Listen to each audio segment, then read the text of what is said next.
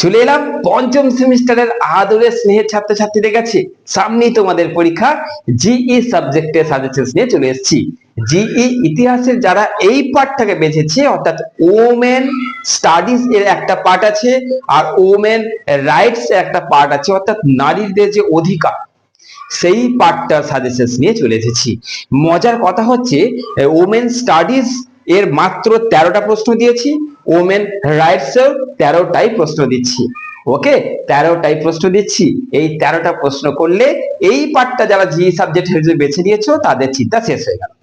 তবে একটা কথা আমি দেখতে পাচ্ছি, তোমরা শেয়ার কেউ করছো না, কেউ করছো না তোমরা শেয়ার। আরে শেয়ার কেন শেয়ার করতে যাবো? আমি পেয়ে গেছি, আমার কাজ মিটে গেছে। কিন্তু আমি মনে করি না যে আমার স্টুডেন্টসরা এরকম হতে পারে।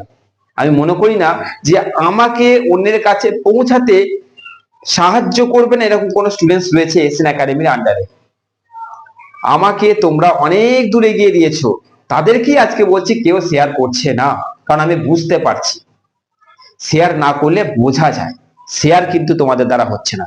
আমি একটা জিনিস ভেবে দেখো তো, যে এই স্যারটা প্রত্যেকটা সাজেশনের আলাদা আলাদা পার্ট রয়েছে, আলাদা আলাদা করে সাজেশন দিচ্ছে। তোমরা যদি ইউটিউব প্ল্যাটফর্মে আর কোথাও এইভাবে সাজেশন পেয়ে থাকো, তাহলে সাবস্ক্রাইব করতে হবে না, তাহলে শেয়ার করতে হবে না। কিন্তু যদি মনে হয় না যে এই একটা মাত্র প্ল্যাটফর্ম আছে যেটা আমরা লক্ষ্য করে এসেছি, যে এ মানে অর্থাৎ এসএন একাডেমি সর্বদা সব সাবজেক্টের সাজেশন সব আপলোড করছে ধরে ধরে, তাহলে শেয়ার করো, তাহলে সাবস্ক্রাইব করো। তো চলো বেশি কথা বলবো না, প্রথমেই সাবস্ক্রাইবে কথা বলে দেওয়া উচিত নয়, কিন্তু আমার মনে হলো যে শেয়ার হচ্ছে না। কিন্তু শেয়ার দুর্দান্ত ভাবে করতে হবে, তবে আমি জোশ পাবো।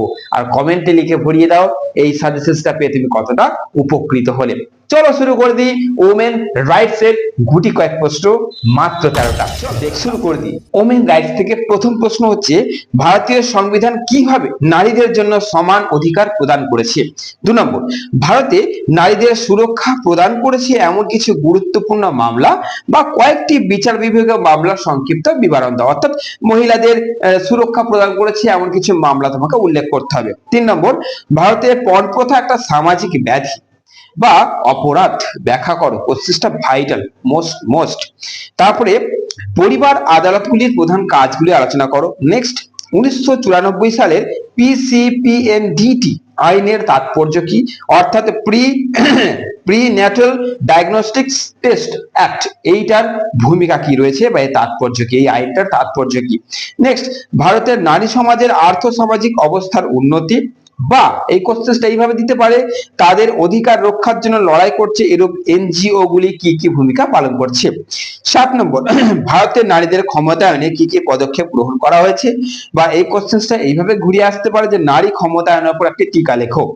8 নম্বর, সম্মিলিত জাতিপুঞ্জ কিভাবে নারীদের অধিকারকে রক্ষা করে চলেছে? 9 নম্বর, ভারতে নারীদের মানবাধিকার কিভাবে লঙ্ঘিত হচ্ছে, এর উপর একটা টিকা লেখো। আচ্ছা, 10 নম্বরটা বলার আগে তোমাদের বলে দিচ্ছি যে তোমরা কিন্তু যে প্রশ্নগুলো বলছি না, ফার্স্ট অফ অল 1 নম্বর 2 নম্বর 3 নম্বর প্রথম থেকে কিন্তু প্রশ্নগুলোকে আগে করবে। কারণ যত শেষের দিকে যাওয়া যায়, মানবে যে শেষের দিকেটা কম ইম্পর্টেন্ট, স্যার কিন্তু ভাইটাল প্রশ্নগুলো প্রথম দিক থেকে রাখে, তাই তোমরা কিন্তু প্রথম দিক থেকে প্রশ্নগুলো আগে করা স্টার্ট করবে। ওকে, প্রথম দিক থেকে। আর 2 নম্বর কথা হচ্ছে, সাবস্ক্রাইব করেছো? কথাটা শুনতে বোরিং লাগছে না? মানে আমি কাজের জন্য এসেছি, আমার জন্য এসেছি, আমি পরীক্ষা দেবো, আমার উপকার হবে? কিচ্ছু তো হবে না। এডুকেশন চ্যানেলে বিরাট কিছু ইনকাম নেই। সাবস্ক্রাইব কি জন্য করতে বলা হয় সেটা তোমরা ভালো করে জানো, তাই করো, যেটার জন্য টাকা লাগছে না। ওকে, তো চলো বেশি কথা বলবো না, স্টার্ট করে দিই। 10 number, sexual harassment in workplace act 2013 কি? বা কর্মস্থলে যৌন নিগ্রহ কি? আইনগত ব্যবস্থার কি কি রয়েছে? একই প্রশ্ন কিন্তু। নেক্সট, 11 নম্বর, ভারতের সংবিধানে কিভাবে নারীদের জন্য সমান অধিকার প্রদান করেছে বা করা হয়? 12 নম্বর, কন্যা ভ্রূণ হত্যা কি? এর সামাজিক ব্যাধি প্রতিহত করার জন্য তুমি কি ব্যবস্থা গ্রহণ করতে পারো? এবং লাস্ট 13 নম্বর প্রশ্ন বলেছিলাম কি না, বিবাহ সূত্রে এবং বিবাহ বিচ্ছেদের পর একজন মহিলা কোন কোন অধিকার ভোগ করে? অর্থাৎ যখন সে বিয়ে করছে এবং বিয়ে বিচ্ছেদ হয়ে গেল, ডাইভোর্স হয়ে গেল, তারপর সে কি কি সুবিধা ভোগ করে, এইটা তোমাদের আলোচনা করতে হচ্ছে। তো তোমাদের ওমেন রাইটস থেকে গুরুত্বপূর্ণ 13টা প্রশ্ন তোমাদের সামনে তুলে ধরলাম। কোন কোশ্চেনটা কিভাবে অরে আসতে পারে সেটাও তোমাদের বলে দিলাম। আশা করছি তোমাদের কোনো অসুবিধা নেই কো। এবার আবার দেখা হচ্ছে জিই সাবজেক্ট নিয়েই কিন্তু হবে, এখন এসইসি দেবো না, এখন জিইটাই চলবে। তো ওই জন্য তোমাদের পড়া স্টার্ট করে দাও। এই কটা কোশ্চেন করতে পারলে কোনো চিন্তা নেই, একদম কমপ্লিট, দারুণ পরীক্ষা হবে তোমাদের। ওকে, সাবস্ক্রাইব নিশ্চয়ই করে দিয়েছো, চিন্তা করতে হবে না। সাবস্ক্রাইব করেছো মানে জানবে তুমি আমার দায়িত্বে পড়ে গেলে। ভালো থাকো, সুস্থ থাকো।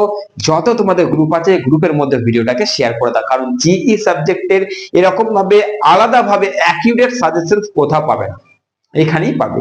ওই জন্য সাবস্ক্রাইব তোমাকে করতে বাধ্য করছি। ওকে, করে দাও। আর যত পারবে গ্রুপগুলোর মধ্যে কিন্তু এটাকে পাঠিয়ে দাও, ছড়িয়ে দাও আমাকে। ভালো থেকো, সুস্থ থেকো।